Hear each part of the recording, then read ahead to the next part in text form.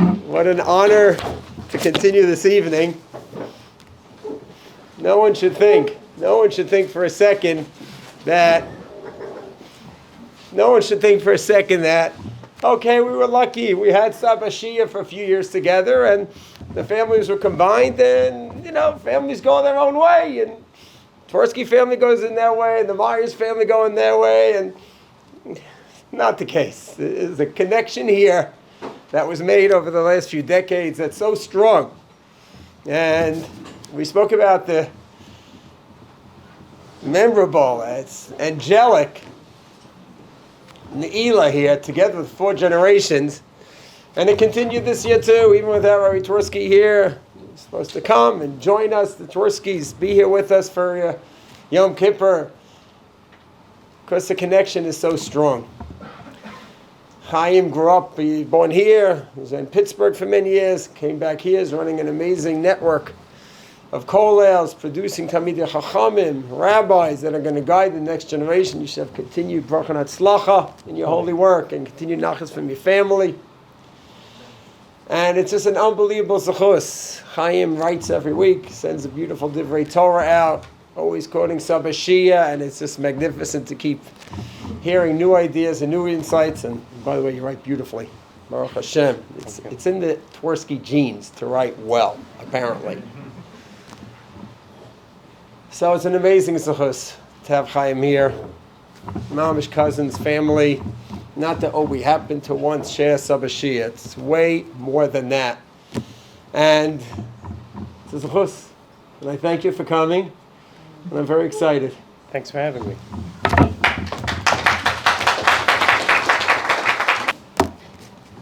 Hello, everyone. Can you hear me with the mask? Oh, well. All right. You have permission, obviously. My wife's sitting here, so I have to behave. And she was hoping if I'll try this thing with the mask, maybe we could start this at home and I'll do more listening and less talking. So. All right. This is scary. There's a lot of stuff here, guys. I was officially supposed to start, I think, at 8:30. Technically, you could have started as early as 8:25. Oh, well, so I have an extra 10 minutes. No, I'm kidding. Anyway, I'd like to take this opportunity to thank the shul, the community. This was Zayda's second home. As Rabbi Myers mentioned earlier, can you hear me now, by the way? Yes. Okay. As Rabbi Myers mentioned earlier, Zayda was here for Rosh Hashanah, Shabbos Shuvah, Yom Kippur.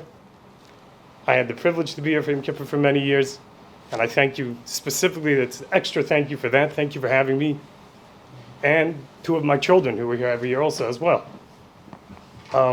He was here many Shabbos. He just spent a lot of time here with the community, and it was a second home.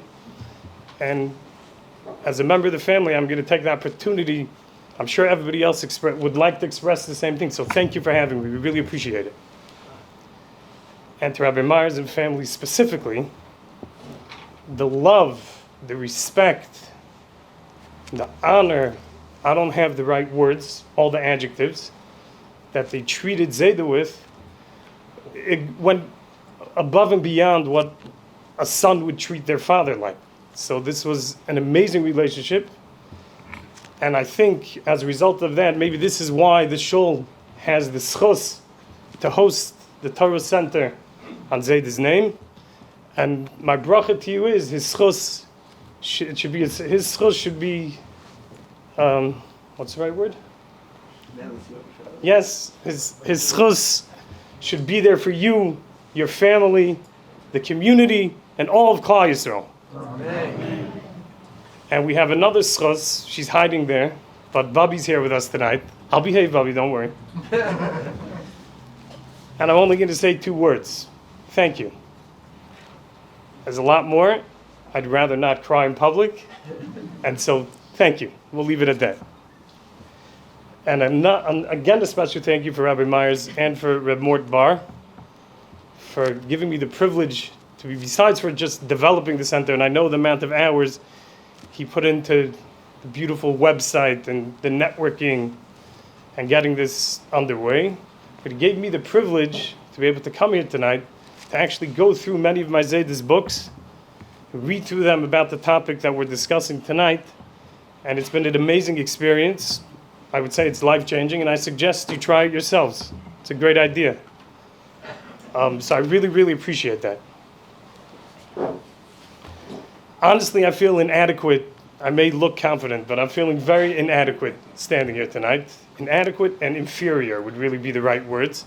Zayda wrote a lot about inadequacy and inferiority feelings and low self-esteem.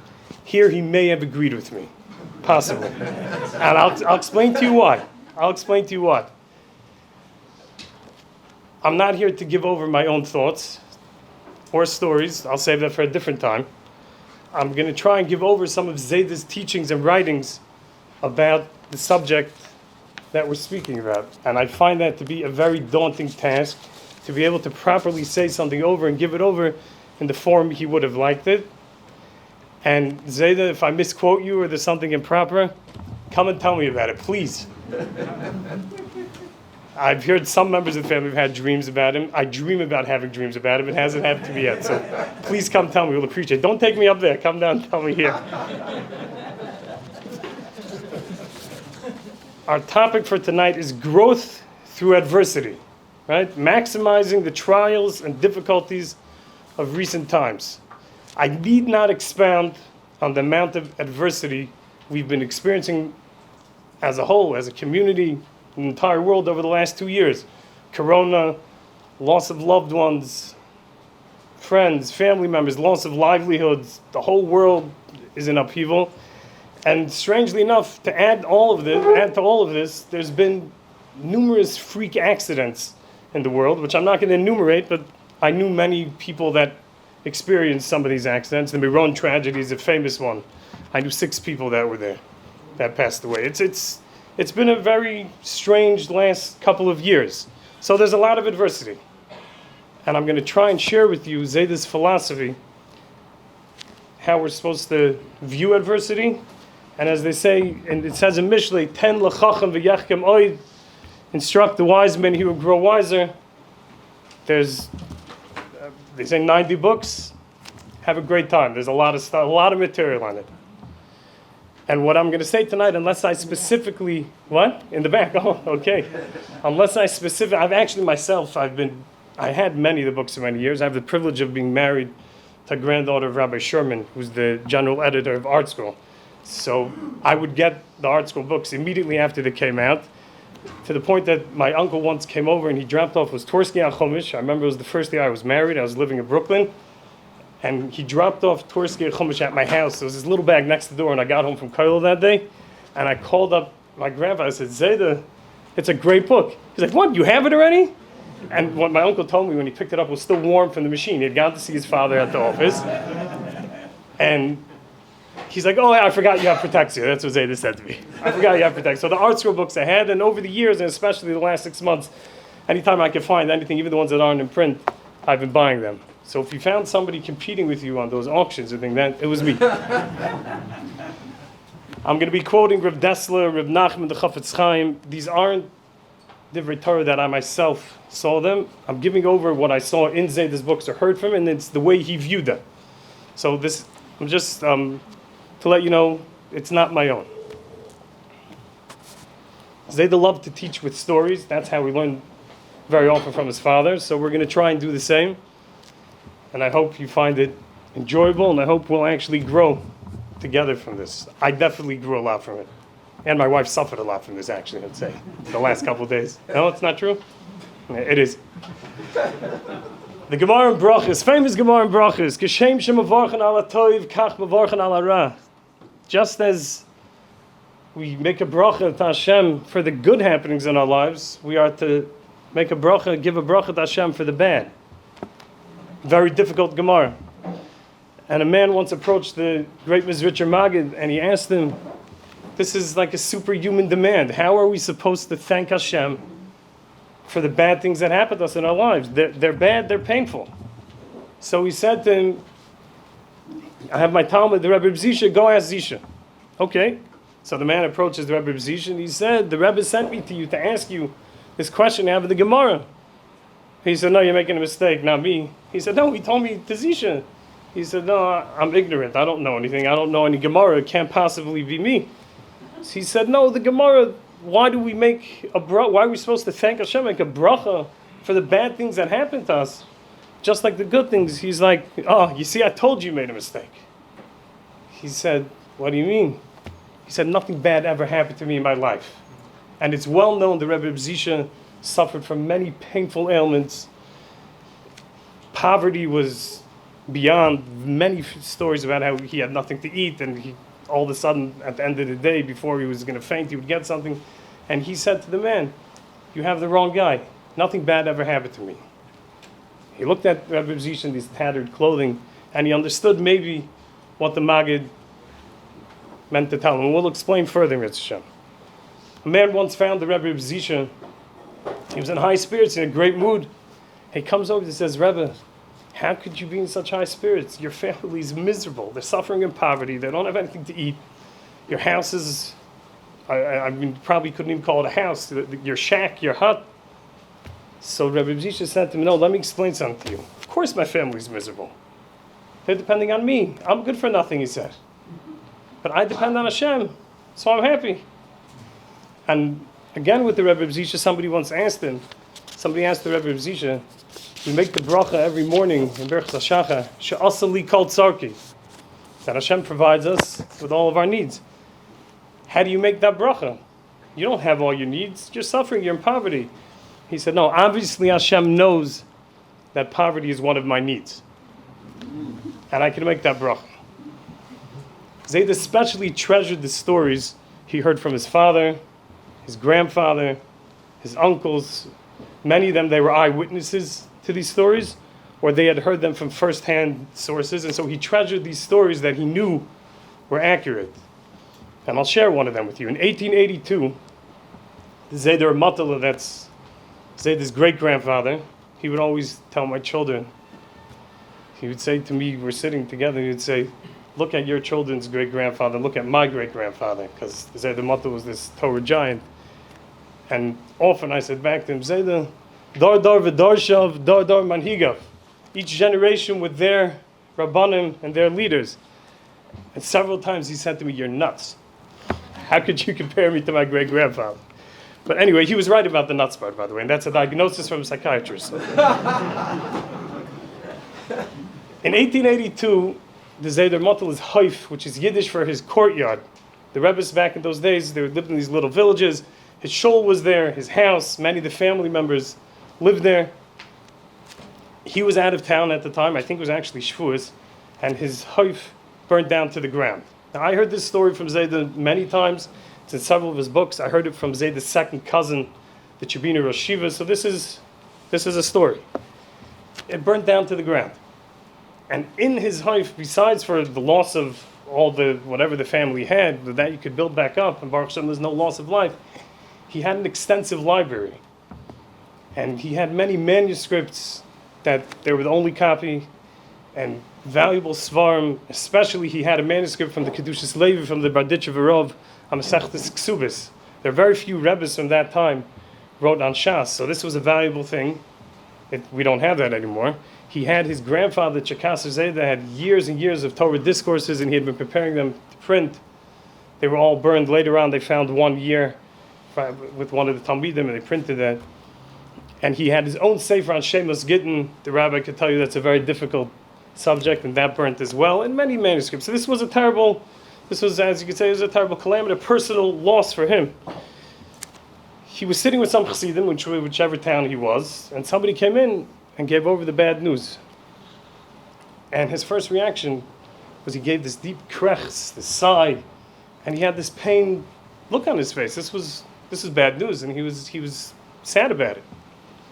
And after a couple of moments, he picks up his head and he says, 1 second, I don't understand you guys. Looks at the chassidim. He says to them, the Gemara in Bracha says, the same Gemara we mentioned earlier, just as we make a bracha on good things, so we're to make a bracha on the bad things. If I would have received the news that I won the lottery, the Powerball, I think it was $650 million last week, somebody won it, and He said, you guys would have said right away, Rebbe, give tikkun, give l'chaim. Chassidim, when they hear something good, right away they bring out the refreshments and they make a l'chaim. He said, if the Gemara says to do the same thing, how come you didn't ask that I give l'chaim now on the destruction of his entire library in his house? So the Chassidim said, okay, Rebbe, bring l'chaim. And there was this one brazen fellow there that had the guts to ask what everybody was thinking. And he said, Rebbe, if you would have received the news that you won the lottery, you wouldn't have given this deep sigh, this deep krechts, and you wouldn't have been sitting there with this pained look on your face. So it's not the same. And Zayd the Mantel said, no, let me explain to you. He said, the halacha is, on Pesach, the mitzvah of maror, that one who swallows the maror without chewing the maror and without tasting the maror does not fulfill the mitzvah. He is supposed to taste the bitterness of the maror. That is what Hashem wants us to do. It's a mitzvah that the Chazal gave us, of maror. He said the same thing. When Hashem causes a painful occurrence to happen, either to the klal or to a single person, whatever it may be, He wants you to feel that pain for whatever reason. It's beyond our understanding. We don't know why. You feel the pain, you process the pain, and then, knowing that it's painful, not knowing that this is something pleasant or something good per se, then the Gemara is saying you're supposed to thank Hashem, or prophets, I don't know if it's thank Him, to give a bracha, to bless Hashem for the bad things that happen. I'll tell you, this is my own thought, and this is the only one of my own things I'm going to stick inside this little shir, I guess you could call it tonight. I always found that the Matala was a great-great-grandson of the Rebbe Zisha, and I always found it a little bit contradictory. Here you have the Rebbe Zisha, who said nothing bad ever happened to him, and then we have another great tzaddik several generations later who's saying to feel the pain. It's something that always bothered me. I think I mentioned it to Zayda several times, but I can't bet on it. So I thought to myself, maybe one of two things. One thing could be that the Rebbe Zisha reached such a high level that he felt no pain. It's possible. It is possible. The Rebbe Zisha was a tremendous tzaddik. At the risk of, I'm not trying to actually understand these tzaddikim, I'm just trying to learn something for ourselves. These tzaddikim were light years beyond us. There is the possibility, though, that the Rebbe Zisha felt the pain. He knew his family was miserable in poverty. He said it to himself. But he knew this is what Hashem wanted for him, so he knew it wasn't bad. He came to the level of knowing the pain is good for me, much like the bitter pill or the bitter medication that somebody may have to take. If you ever tried swallowing Tylenol without water, you'll know what I'm talking about. Or if you took that vaccine, ouch, 3 times. Really painful. It was actually, I think, the most painful shot I ever remember having, probably because the other ones when I was very young, they used to have to hold me down. I would just see the needle and I would start to scream. My mother would hold me down with the doctor. It was a lot of fun. But anyway, it's this painful pill. The Rebbe Zisha knew that this is good. And the Zayder Matel is just explaining to feel the pain, but that doesn't mean necessarily it's bad. We just don't understand it. We'll move on. Zayder used to tell a story, famous story. Many of you may have heard it from him or read in his books, of the man that was sentenced to 25 years of labor. He was basically in this labor camp, and he was tied, shackled to a wall. And to this wall was this big wheel. And for 25 years, he had this back-breaking labor. His muscles would ache day in, day out for I don't know how many hours a day. He would just turn this big wheel for 25 years. And as he's turning the wheel, he would dream. He would think to himself, who knows, maybe on the other side there's a mill, and I'm grinding flour for the city over here. Maybe there's a potter who's making his pottery, and this is making his wheel go around. For all I know, I'm creating some sort of energy with this wheel. And after 25 years, when he was finally set free, they took off the shackles, and the first thing the man did was run around the wall to see what's there, and there's nothing there. It's a wheel in the wall, not attached to anything. And the man started to sob uncontrollably. He was inconsolable. He said, to have spent 25 years of such difficult labor, stress, pain, whatever it may be, if it had a purpose, I could deal with it, but for no purpose, I wasted my life. He said, that I can't deal with. You can't suffer for nothing.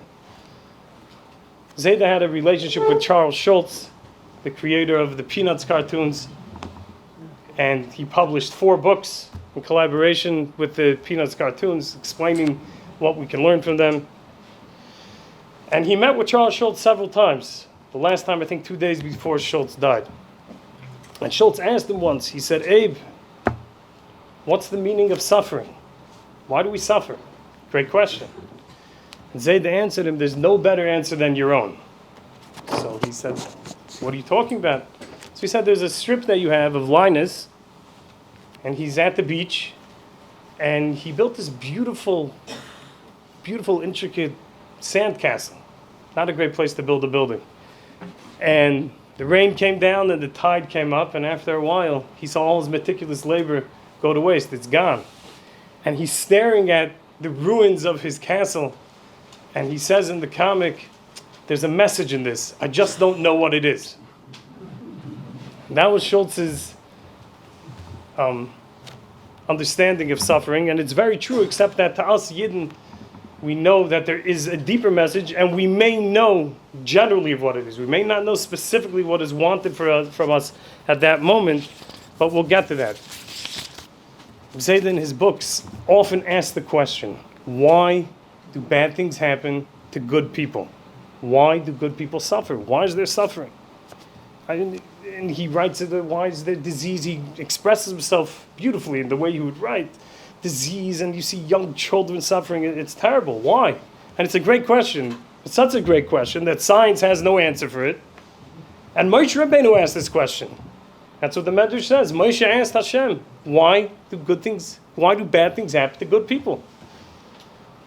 And Hashem said to him, even Moshe, who he had the privilege of all the divine secrets, Dabar, he spoke to the Eibishter Kaviyachol face to face. Even Moshe, Hashem told him, Moshe, this is not something you can completely understand until you're no longer in a human body. The afterlife, the next world, then you'll be able to understand it. Not here. Many times Zayda told me that the Zayda Matal, his great-grandfather, took away his bechira, took away his free choice. And he explained, different times he explained it in different ways. But one of the things he explained, he said there's so many unanswered questions. Primarily this question, why do bad things happen to good people? Why do we have adversity? And many other things. And it can bother a person. These questions bothered Zayda. He spoke about them, he wrote about them. And we have to work, we could sometimes feel it's undermining our emunah, it's undermining our faith. And he would say, Zayda Matal was so much smarter than me, so much greater than me. And he knew so much more Torah and things about the world, and he was a big Rebbe, and he would receive hundreds of people a week, and he heard so much tzaras. He had these questions, and he remained strong in his emunah, so Zayda would say, I'm going to remain strong in my emunah also, because if he managed to do it, and he knew more than I did, so can I. And I could say for myself, and maybe for everybody that's here or listening in, Zayda was a great Talmud Chacham. He was a big philosopher and a big scholar, both in Torah and Lahavdil, and many secular studies. And he had these questions because he writes about them. And he continued on like a soldier till the very end. So we can too. We can all do that. And he writes that it's okay not to understand. And it's okay to be frustrated. We can't always grasp why these things are happening to us. And in his older years, I'd like to say he was a living Musar Sefer. Not because he always succeeded in grasping, and not because he always succeeded in taking the pain well, but because he struggled with this concept. Why am I suffering now? And he talked about it, he wrote about it, and he tried to accept it and work on it. And that's something we can learn from. And he had his favorite Gemara, he talked about it all the time, and he wrote about it. Favorite Gemara in Sanhedrin. Rabbi Lezer, the great Tana, was old, he was sick, he was in bed, he was infirm. And his Talmidim came to him. And his Talmidim came and they said they were trying to console him and make him feel better. And they started to tell him all these wonderful things. Rebbe, you did so-and-so, you were the greatest teacher, and you accomplished so much, and you shine like the sun, and you're Torah. And he didn't even respond. It didn't mean anything to him. And then Rebbe Akiva came. And Rebbe Akiva said to him, Rebbe, Chavivin Yisurin, suffering is precious. And all of a sudden Rebbe Lezer perked up. And he said, sit me up so I can hear what Akiva, my son, has to say. Sometimes, well actually, Always. A person has to feel self-fulfillment in what they're doing in their lives. Rabbi Lezer was a great teacher. He taught Klal Yisrael. He taught the greatest Rabbanim, the greatest Tanoim, Rabbi Akiva. But that was all what he did till now. What's the purpose of his suffering now? He's laying in a bed. He can't do anything. And he didn't have that self-fulfillment that one needs to have to keep on going. What am I here for? Rabbi Akiva said to him, Rebbe, Chavivin Yisurin, the suffering itself has a purpose. Then he had what to listen to. That faith, that trust, and to know that there can actually be something growing out of the suffering. And maybe that's what we're here for. So that itself was enough for Rabbi Lezer to feel better. And the truth is, in suffering, Zayda wrote, and he said this also, that maybe he's here to mitigate what Gehenna would be in the afterlife, because he really thought he was going to go to Gehenna. And he said another thing. He said that to do mitzvahs and then to suffer in faith, that sometimes that could be the point. It doesn't always have to be that the suffering is here to create something new out of us, even though we did speak about growth through adversity, and we'll speak about it more under stress. But sometimes the actual suffering in faith and knowing I'm suffering, this is what I'm here for, and that God is doing this to me, and I don't know why, but I'll deal with it, and I'll accept it. That sometimes is the purpose of whatever's going on in the person's life at that time. It's a famous story that he also wrote about, and I heard from him several times. It's told about a tremendous Goyen. Many tack it on to the Meratzchias. He was a wealthy man. He was in the middle of saying shir. He was giving a class. And all of a sudden, he received a message. And during our shirim, the phones are off, so we can't get text or phone calls. But somehow he got the message in the middle of shir that he had the ship with all his merchandise, and it sunk at sea. And he lost everything he had. And the Meratzchias fainted. And when his Talmidim revived him, they said to him, Rebbe, you taught us all the years that Kishem Shemavarchan ala Toivas, Gemara and Brachas, so too are you supposed to make a bracha for the bad that happens. Why'd you faint? And Zayda loved to say this over. He said, no, you see, up until today, I knew that Gemara al Pri Drash. I knew that in theory. Today I learned it al Pi Pshat. And he said, Al Pi Pshat is much more devastating. It's much harder to deal with. Zayda said he identified with the Amor. It's also Gemara and Brachas. When someone asked him how he's taking his suffering and the reward for it, he said, keep your suffering and keep the reward. I don't need it. So that this doesn't make it easy. And in the book, Talis and Tefillin, Bagels and Lox, he has a chapter there where he speaks about that it's okay to complain. And even to complain to Hashem. In fact, complaining to Hashem is not a lack of faith or emunah. It's an expression of belief, because you're complaining to the one that's responsible for the pain. And he said, Moshe Rabbeinu complained to Rebbeinu Shalom as well.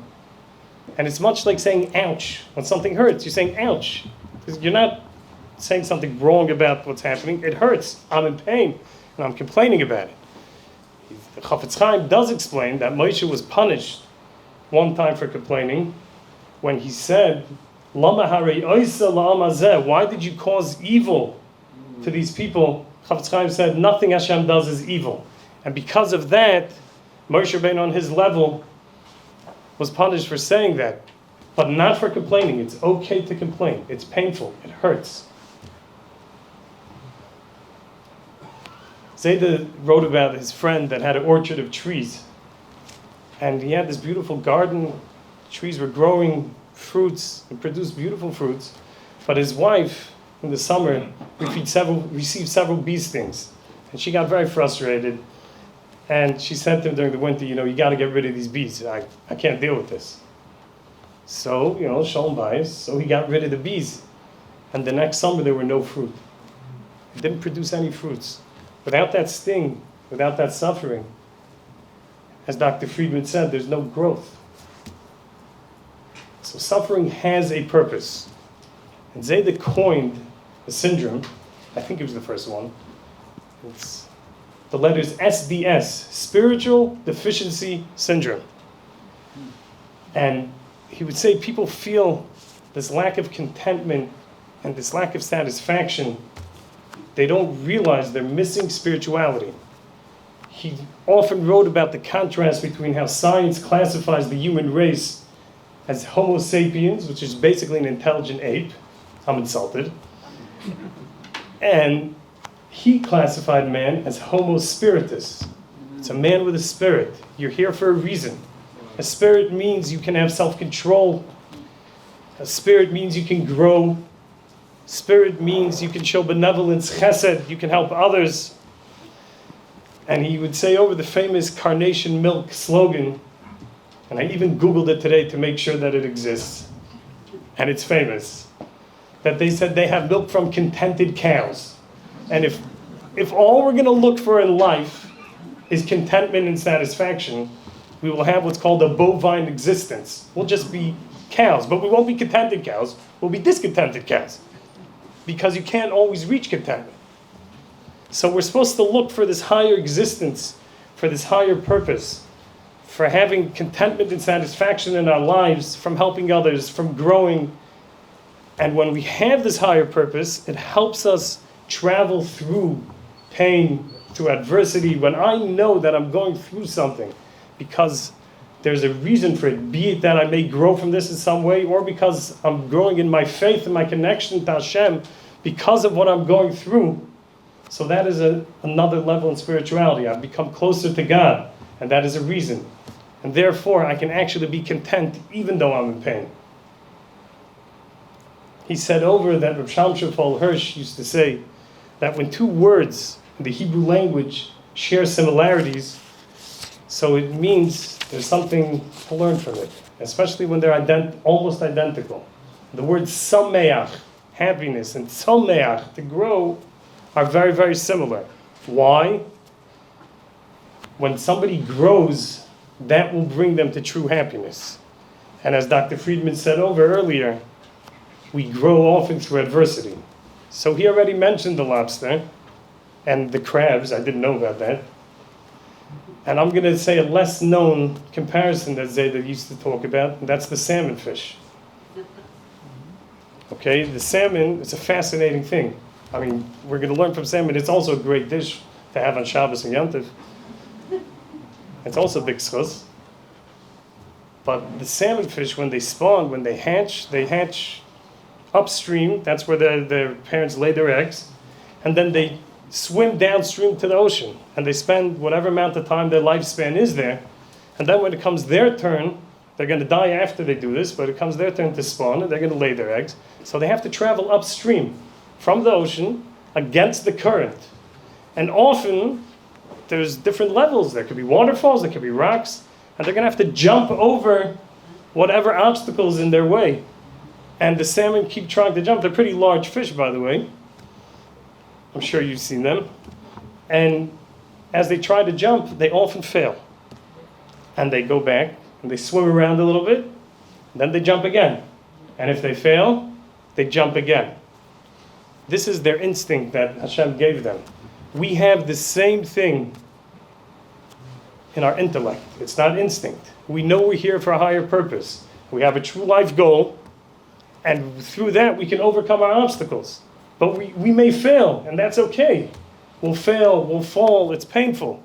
And we're supposed to try and pick ourselves up, which is very difficult, and try again. And Rav Dessler does say that the best time to contemplate hashkacha, emunah, is when we're in times of happiness and simcha and health and everything's going well. When someone's in pain, someone's going through a difficult period of time in their lives, they may feel so overwhelmed and choked by whatever's going on, they may not even be able to contemplate and think about what's going on. If we work on it beforehand, then hopefully we'll be there to help us through. But even if we are there, we still can try.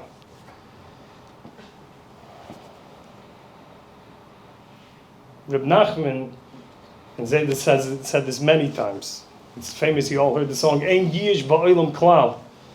And the way Zayda says it, there's no such thing as despair, to the point that Reb Nachman held that if somebody says they've given up hope, they're delusional. Because you can't give up hope. Okay, so then what are we supposed to do? So I'm going to read for you, I apologize, but his words are better than mine. I'll read for you a quote that Zayda wrote from Reb Nachman, how to deal with this when we're in such a state of despair. And Reb Nachman says, they're beautiful words. When a person finds that he is utterly unable to pray or even open his mouth because of the severity of sadness and the bitterness of the darkness, he may perceive himself to be at an unfathomable distance from the Holy One. These are great words. Hopelessness, distance, sadness. Even in this hopelessness, he should search and seek within himself a point of merit. He should revive and rejoice through this, because surely every person is worthy to grow in joy very greatly from each and every good point within himself.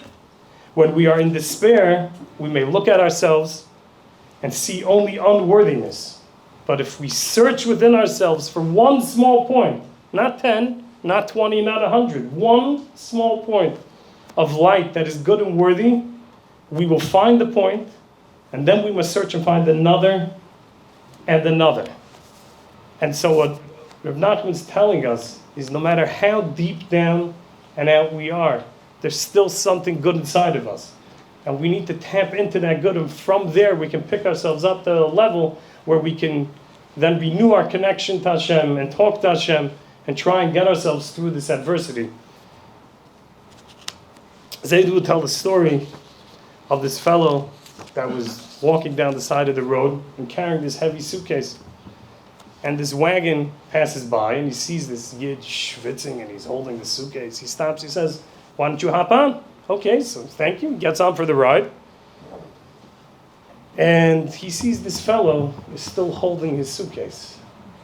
I travel often, I fly a lot. I do not sit holding my handbag on the plane. I put it up on top, right? This guy's holding the suitcase.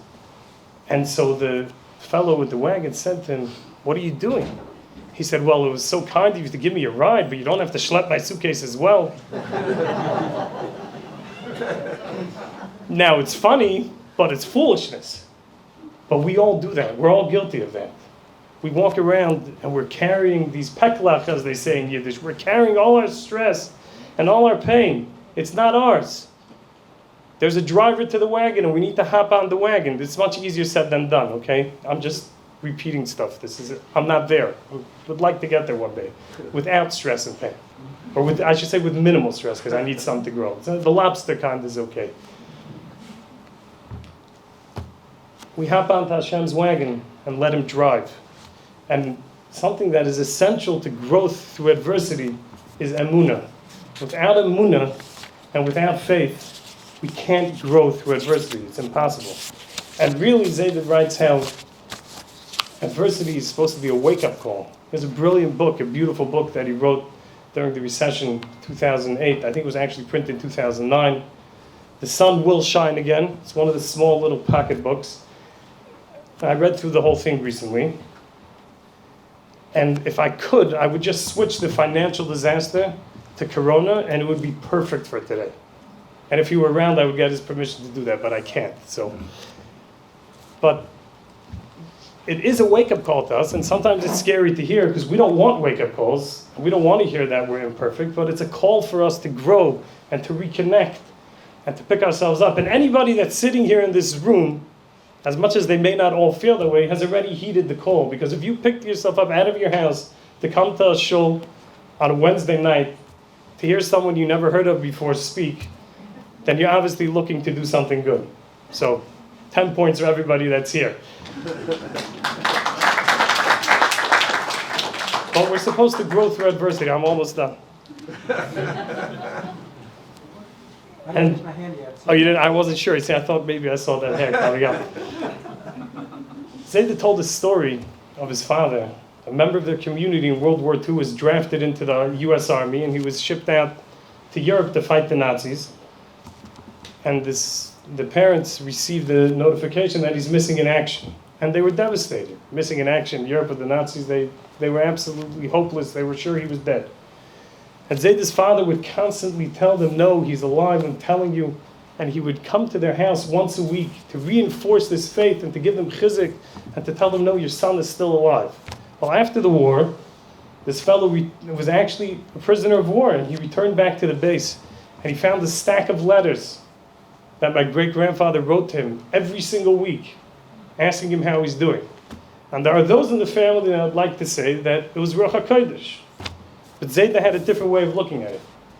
Zayda said his father had to go and be mechazik these people, and he knew the situation just as well as they did. The situation wasn't really rosy, to put it mildly. And in order to reinforce his own faith that this boy is still alive so he could give that chizuk to the parents, he would write that letter every single week to convince himself this boy is still alive. So emunah is something we have to work on, and even a great tzaddik would have to do something, an action, write a letter to what's possibly a dead boy to reinforce his faith and his emunah in the Rebbeinu Shalom. And Zayda said over, a friend of his went to see the Stipler guy in the Bnei Brak, was one of his, so we could call him Zayda's Rebbe, I would say. They were very, very close. And his friend said he came to the Stipler's door, and he knocked on the door, and there was no answer. The Stipler was extremely hard of hearing. So he had the guts to actually open the door like a little bit. He starts to peek in, and he sees the Stipler sitting at his place, and he's shaking and mumbling something. Now, it wasn't time for davening. There was no minion there. So what's the Stipler doing? He figured he's saying Tehillim, so he tiptoes behind the Stipler. Excuse me. He tiptoes behind the Stipler, and he sees the Stipler is saying Ani Mamen, the 13 attributes of faith that we have from the Rambam. But he wasn't just saying Ani Mamen. He was saying Ani Mamen, and he said to himself in Yiddish, he translated, Ani Mamen, Ich Gloib, I believe. And he translated every word. He went through all 13. The Stipler Goyin, who did not waste a moment of time from Torah learning, felt it important enough to take the time not only to say the Ani Mamen, but to translate them in his own language so he can internalize the faith one is supposed to have in Hashem. And that can be growth through adversity. When someone is suffering, or going through something, Hashem's calling to us to come closer and to reinforce our faith. As Zayda's father would say, it's well known that the Shem Hashem that we use in davening and in the Chumash, the Shem Hashem is the name of Chesed, of Hashem conducting the world in Chesed. The Shem Elokim is the Shem Hashem of conducting the world in stern judgment, in din. When we say Shema Yisrael Hashem Elokeinu, the God of Chesed and din, Hashem Echad. It's all one, it's all the God of Chesed. Now that's something that we have a hard time understanding, and it's something we may not be able to visualize. So his father said, when we say Shema, we cover our eyes to tell ourselves that when we're asserting this fact that everything that's going on in the world is essentially chesed and good, we cover our eyes because we know we can't visualize it, or we can't understand it, but we know it's true. So I'll try to put it all together. Zayda taught us that everything is for the good, even if it's painful. But there has to be a goal or a purpose for us to pull through. Even Moshe Rabbeinu was not told the complete reason for suffering, but we understand there's some sort of message here for us to learn.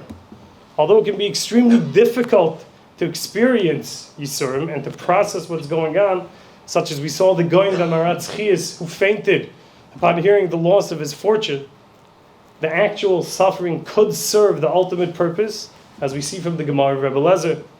We can complain, it's difficult, but often it's necessary for growth, much like the bees that pollinate the trees so they can produce fruit.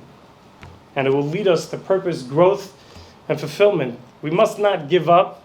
We have to try as much as we may fail or fall. We pick ourselves up like the salmon, and we appreciate the stress like the lobster.